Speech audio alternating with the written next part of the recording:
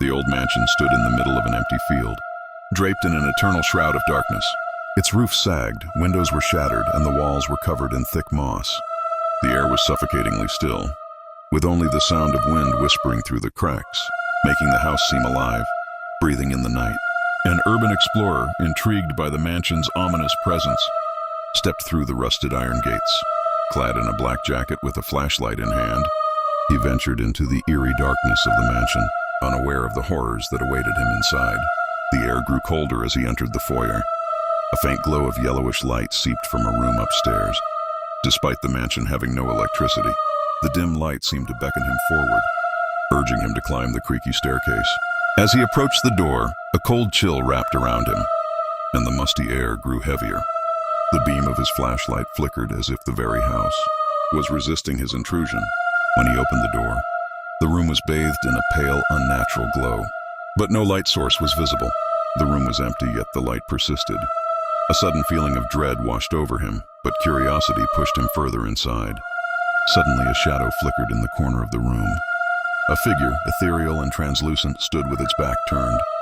His breath caught in his throat, but as he took a step closer, the figure vanished into the air, leaving only an unsettling silence. The floor creaked as the house seemed to come alive, and strange noises filled the space. Footsteps, chairs scraping, and the sound of heavy breathing, as if someone or something was watching him. In a drawer, he found an old, weathered journal.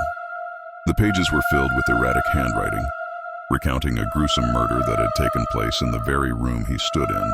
The victim, a woman, was brutally attacked, and her blood had stained the walls, forever marking the room with its tragic history. He glanced into a cracked mirror, and his reflection began to change. A ghostly figure appeared behind him. An unsettling smile spread across its face, and its hollow eyes stared through him as if it could see his soul. Suddenly, the room morphed into the horrifying scene described in the journal. The woman's spirit reappeared, reliving her final moments, her screams echoing throughout the mansion. The blood splattered across the walls, the ghostly figures reenacting the nightmare over and over. As he tried to leave, the door slammed shut behind him, trapping him inside. Panic gripped his chest as he realized the mansion was not letting him go. The air grew thick with the scent of decay, and he heard a whisper in the darkness. "We died here, and now you will join us." The cold hand of the woman brushed his neck. When he turned, there was nothing but an endless void.